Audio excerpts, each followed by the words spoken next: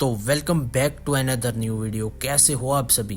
तो आज की जो मूवी मैं आपके लिए लेके आया हूँ वो 2025 में आई हुई एक हॉरर मूवी है जिसका नाम है वुल्फ मैन। इस मूवी में मैं हर एक सस्पेंस, ट्विस्ट और छुपी हुई तफसील को डिटेल से एक्सप्लेन करूंगा ताकि आप लोग इस मूवी के पूरे असरार और हॉरर सीन्स को एंजॉय कर सको। अगर आप लोग चैनल पे नए हो तो काइंडली वीडियो को लाइक करके चैनल को भी सब्सक्राइब कर लेना। तो बिना कुछ देरी किए करते हैं मूवी को स्टार्ट। तो मूवी के स्टार्ट में हमें 1995 का जमाना दिखाया जाता है जहां पर हम लोग एक ब्लैक नाम के बच्चे को देखते हैं। ब्लैक की मोम की काफी साल पहले ही डेथ हो चुकी थी और अब इसलिए शुरू से ब्लैक के फादर ही उसका ख्याल रखते हैं। वो ब्लैक को बहुत ज्यादा प्यार करते हैं और उसके लिए बहुत ज्यादा पोजेसिव भी हैं। ब्लैक के डैड ब्लैक को अकेले घर से बाहर नहीं जाने देते और ना ही ब्लैक को घर से बाहर जाने की इजाजत थी, क्योंकि ब्लैक को इस बात का बिल्कुल भी अंदाजा नहीं था कि जिस जगह पर ये रहते हैं वो बेशक दिखने में बहुत ज्यादा खूबसूरत है लेकिन वो कितनी ज्यादा खतरनाक हो सकती है ये उसे नहीं पता था। खैर ये लोग एक ऑर्गन नाम की स्टेट में रहा करते थे। एक दिन ब्लैक के डैड ब्लैक की बहुत ज्यादा जिद करने पर उसे अपने साथ शिकार पर ले जाते हैं, जहाँ पर नए माहौल को देखकर वो बहुत ज्यादा खुश होता है। उसे बाहर का माहौल बहुत ज्यादा पसंद भी आता है। जब ये दोनों रास्ते में से गुजर रहे थे तो ब्लैक को एक मशरूम नजर आता है जो दिखने में बहुत ज्यादा प्यारा लग रहा था। तो ब्लैक उसे उतारने के लिए उसके पास चला जाता है, लेकिन इससे पहले कि ब्लैक उस मशरूम को उतार पाता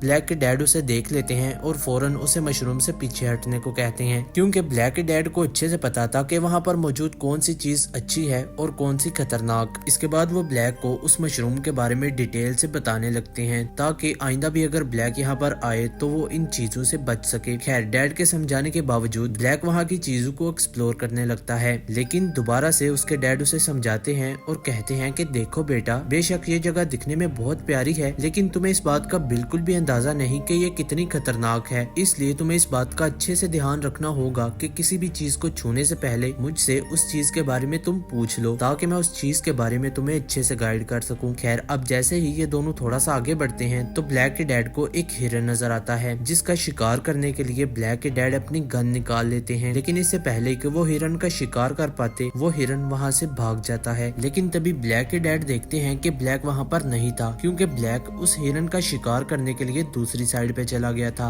बिना अपने डैड को बताए। ब्लैक को क्या पता था कि वो हिरन का शिकार करने गया है, लेकिन वो खुद किसी का शिकार हो सकता है। लेकिन अब जैसे ही ब्लैक उस हिरन का शिकार करने के लिए अपनी गन का स्कोप ओपन करता है तो वहाँ पर उसे एक बहुत अजीब सा क्रिएचर नजर आता है जो थोड़ा बहुत किसी इंसान की तरह लग रहा था, लेकिन उसकी आवाज काफी अजीब और डरावनी थी जो सुनकर ब्लैक बहुत ज्यादा डर जाता है। लेकिन तभी वहाँ पर उसके डैड आ जाते हैं जो इस दफा उससे काफी ज्यादा नाराज होते हैं कि मैंने तुम्हें मना किया था कि मेरी इजाजत के बगैर तुम कहीं भी ना जाना और किसी चीज को टच भी मत करना, लेकिन तुमने मेरी बात क्यों नहीं मानी। खैर वो उसे काफी ज्यादा नाराज होते हैं। असल में ब्लैक ये सब कुछ पहली दफा देख रहा था तो उसे इस बात का बिल्कुल भी अंदाजा नहीं था कि किस चीज से डरना है, कहाँ पर जाना है या क्या कुछ करना है।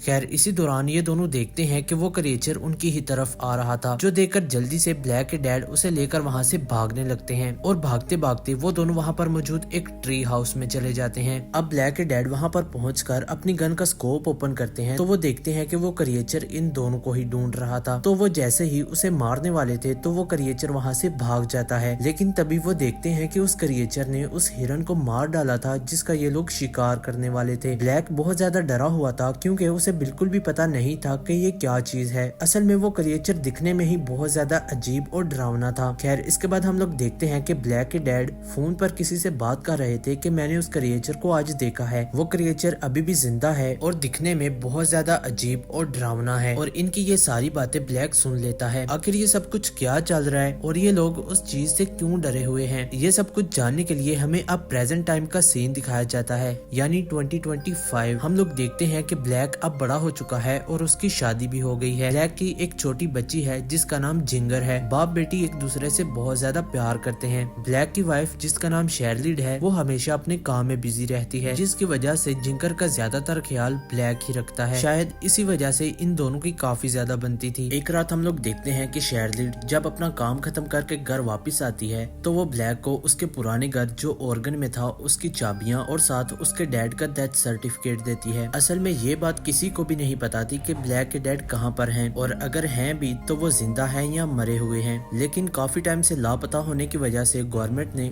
उन्हें मरा हुआ डिक्लेयर कर दिया था। खैर, जब ये लोग खाना खा रहे थे तो ब्लैक अपने बचपन की बातें अपनी वाइफ और अपनी बेटी को सुनाने लगता है कि कैसे वो हमेशा अपने डैड के साथ रहा करता था, उन दोनों में कितना ज्यादा प्यार था। ब्लैक के डैड कैसे उसे अकेले घर से बाहर नहीं जाने देते थे। लेकिन जब ब्लैक बड़ा हुआ तो वो अपना घर छोड़कर सिटी आ गया था। जब ब्लैक अपना घर छोड़कर सिटी आया था तो उसके बाद से आज तक ब्लैक का अपने डैड के साथ कभी भी राब्ता नहीं हुआ, जिसका ब्लैक को बहुत ज्यादा अफसोस है। हम लोग देखते हैं कि ब्लैक और शार्लेट की आपस में किसी वजह से ज्यादा नहीं बनती थी। तो अगले दिन ब्लैक शार्लेट के ऑफिस जाता है और वहाँ पर जाकर शार्लेट से कहता है कि हमें आपस में ठीक रहना चाहिए। जैसे हम दोनों एक दूसरे से दूर रहते हैं ऐसे और भी ज्यादा दूरियां बन जाएंगी। मुझे समझ आ चुकी है कि अब मेरे लिए तुम दोनों ही हो, मतलब शार्लेट और इन दोनों की बेटी जिंगर। खैर, इसके बाद ब्लैक शार्लेट से कहता है कि इस दफा हम लोग छुट्टियां गुजारने के लिए अपने पुराने घर ऑर्गन जाएंगे। मैं वहाँ पर तुम लोगों को वहाँ के नज़ारे दिखाऊंगा और मुझे उम्मीद है कि तुम लोगों को वो देखकर बहुत ज्यादा पसंद आएंगे, क्योंकि मेरा बचपन वहीं पर गुजरा है और मुझे अच्छे से पता है कि वो जगह कितनी अच्छी और खूबसूरत है। मुझे लगता है कि हम दोनों अपने रिश्ते को एक साथ इकट्ठे रहकर ठीक कर सकते हैं और इससे होगा ये भी कि जिंगर के साथ तुम्हारा टाइम गुजरेगा और वो भी तुम्हारे साथ ठीक हो जाएगी। अब ब्लैक की ऐसी बातें सुनकर शार्लेट का दिल भी नरम हो जाता है और वो ब्लैक की बात मान जाती है। इसके बाद हम लोग देखते हैं कि ये लोग जंगल तक तो पहुंच जाते हैं, लेकिन इनको ऑर्गन स्टेट का रास्ता ही नहीं मिल रहा था। तभी वहाँ पर ब्लैक को एक आदमी मिलता है। ब्लैक उसके पास जाकर ऑर्गन स्टेट का रास्ता पूछता है, जिस पर वो आदमी ब्लैक से कहता है कि काफी सालों पहले ऑर्गन स्टेट का सामने वाला रास्ता तो बंद हो गया था, लेकिन मुझे एक रास्ता पता है जो थोड़ा लंबा तो है, लेकिन मैं वहाँ पर जाने में तुम्हारी मदद कर सकता हूँ। इसके बाद वो आदमी ब्लैक की कार में बैठ जाता है। शार्लेट देखती है कि उस आदमी के पास एक गन थी, जिसे देखकर वो थोड़ा सा डर जाती है, क्योंकि ये लोग ना तो उसे जानते थे और ना ही ये बात कंफर्म थी कि उसे ऑर्गन के रास्ते का पता भी है या नहीं। वेल, ये तो हमें आगे चल के पता चलेगा। जब ये लोग रास्ते में थे तो ब्लैक को वही अजीब सा क्रिएचर नजर आता है। ब्लैक देखता है कि वो क्रिएचर पहले से भी ज्यादा अजीब और खतरनाक हो चुका था, जो देखकर ब्लैक बहुत ज्यादा डर जाता है और ड्राइविंग तरफ ध्यान ना होने की वजह से इनका बहुत खतरनाक एक्सीडेंट हो जाता है और ये लोग एक खाई में जाकर गिर जाते हैं और खाई से गिरते हुए वो आदमी इनकी कार से बाहर गिर जाता है। तभी ब्लैक को उस क्रिएचर की आवाज सुनाई देती है और वो देखता है कि वो क्रिएचर बिल्कुल इनके करीब आ चुका था। कार में होने की वजह से ये लोग बच जाते हैं, लेकिन ब्लैक देखता है कि वो क्रिएचर उस आदमी को अजीब तरीके से मार डालता है और वो आदमी मरा हुआ इनके सामने पड़ा था। इसके बाद वो क्रिएचर उस आदमी को घसीट कर अपने साथ ले जाता है। अब इधर ब्लैक और उसकी फैमिली बहुत ज्यादा डरे हुए थे, इसलिए ये लोग जंगल में कोई घर ढूंढने लगते हैं और जल्द ही इन्हें वो घर मिल भी जाता है। अब इससे पहले कि वो लोग इस घर के अंदर जा पाते, क्रिएचर इन सभी को देख लेता है और इन पर हमला करने के लिए आगे बढ़ता है, लेकिन ये लोग किसी तरीके खुद को बचा लेते हैं और घर के अंदर चले जाते हैं। जिंगर ये सब कुछ देखकर बहुत ज्यादा डरी हुई थी। ब्लैक उसको संभालता है और कहता है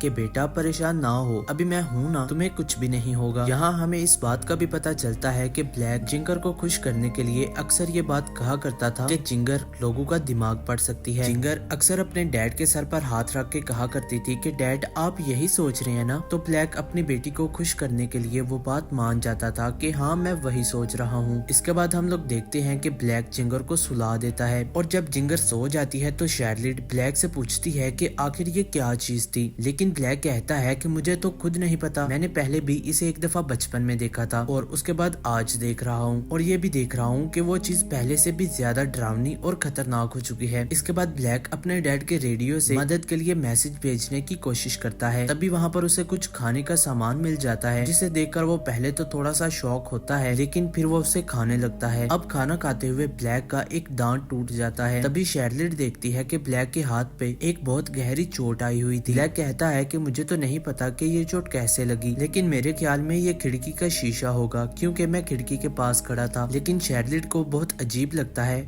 और वो कहती है कि मुझे तो नहीं लगता कि ये शीशे का काम होगा। अब थोड़ी देर बाद हम लोग देखते हैं कि शार्लेट सोने के लिए चली गई थी, लेकिन ब्लैक को नींद नहीं आ रही थी, तो वो दरवाजा सील करने के लिए उसमें कीलें ठोकने लगता है, लेकिन कीलें ठोकते हुए उसके हाथ में हथौड़ा लग जाता है। लेकिन ब्लैक नोट करता है कि उसे बिल्कुल भी दर्द नहीं हुआ, जो देखकर उसे बहुत अजीब लगता है। खैर इसी दौरान उसे दूसरे कमरे से किसी के चलने की आवाजें आने लगती हैं, जो सुनकर ब्लैक बहुत ज्यादा डर जाता है और अब जैसे ही वो जाकर देखने की कोशिश करता है तो वहाँ पर उसे एक मकड़ी नजर आती है। ब्लैक मकड़ी को देखकर हैरान होता है कि छोटी सी मकड़ी की आवाज इतनी दूर तक मुझे कैसे सुनाई देगी। थोड़ी देर बाद दोबारा से ब्लैक को किसी के चलने की आवाज सुनाई देती है और अब इस दफा ब्लैक दरवाजे के पास जाकर देखने की कोशिश करता है, लेकिन तभी दरवाजे के नीचे से वो क्रिएचर ब्लैक का पाँव पकड़ लेता है। लेकिन तभी पीछे से शेरलिड आकर उस क्रिएचर को मारती है और ब्लैक का पाँव छुड़वा लेती है। इसी दौरान ब्लैक की हालत बहुत ज्यादा खराब होने लगती है और साथ ही वो बेहोश हो जाता है और वहीं पर गिर जाता है। अब काफी देर बाद जब ब्लैक को होश आती है तो वो देखता है कि शेरलिड रेडियो पर किसी से मदद मांग रही थी। शेरलिड कह रही थी कि मेरे हस्बैंड को किसी क्रिएचर ने मारा है और अब वो उसी की हालत में बदल रहा है। एकदम से शेरलिड का ध्यान ब्लैक पर जाता है तो वो ब्लैक को देखकर बहुत ज्यादा डर जाती है क्योंकि ब्लैक की हालत बहुत ज्यादा बदल चुकी थी। ब्लैक को अभी भी सारी बातें याद थी, मतलब वो अभी भी अपनी याददाश्त को नहीं भूला था। ब्लैक को सब कुछ बहुत अजीब सा नजर आ रहा था और उसे सुनाई देना भी बंद हो चुका था। तभी वहाँ पर इनकी बेटी जिंगर भी आ जाती है जो ब्लैक का हाथ देखती है जिसमें से बहुत ज्यादा खून निकल रहा था। ब्लैक के हाथ पर पट्टी लगाने लगती है, लेकिन तभी वो देखती है कि ब्लैक का पूरा हाथ जल चुका है। इसी के साथ उसका हाथ और भी ज्यादा खराब होने लगता है और देखते ही देखते ब्लैक अपने हाथ को खुद ही नोचने लगता है। शेरलिड ये देखकर बहुत ज्यादा डर जाती है और वो इन सभी को कार में बिठाकर यहाँ से जाने लगती है, लेकिन तभी वो क्रिएचर भी इनको देख लेता है और इन पर हमला करने लगता है। लेकिन किसी तरीके वो खुद को बचा लेते हैं और दोबारा घर के अंदर आ जाते हैं। अंदर आकर ब्लैक जिंगर को पीछे वाले दरवाजे पर छोड़ आता है ताकि अगर इन दोनों को कुछ भी हो तो इनकी बेटी सेव रहे। जिंगर को अपने डैड से बहुत ज्यादा प्यार था, इसलिए वो अपने डैड के सर पर हाथ रख के कहती है कि वो ब्लैक से बहुत ज्यादा प्यार करता है। तो उसके डैड भी उसे बहुत ज्यादा प्यार करते थे तो वो मान जाते हैं। अब ब्लैक गुस्से में आकर शेरलिड पर हमला करने के लिए उसके करीब जाता है, लेकिन उसे थोड़ी बहुत होश थी तो वो खुद ही पीछे हट जाता है। लेकिन इतने में वो क्रिएचर इनके घर के अंदर आ जाता है। शेरलिड उसे मारने के लिए उस पर चाकू से हमला करती है, लेकिन चाकू से उसे जरा भी फर्क नहीं पड़ता। लेकिन तभी बीच में ब्लैक आ जाता है क्योंकि ब्लैक अपनी फैमिली से बहुत ज्यादा प्यार करता था। इसी दौरान इन दोनों में काफी ज्यादा लड़ाई होती है और लड़ाई करते करते ब्लैक उस क्रिएचर को मार देता है। तभी ब्लैक की नजर उस क्रिएचर के हाथ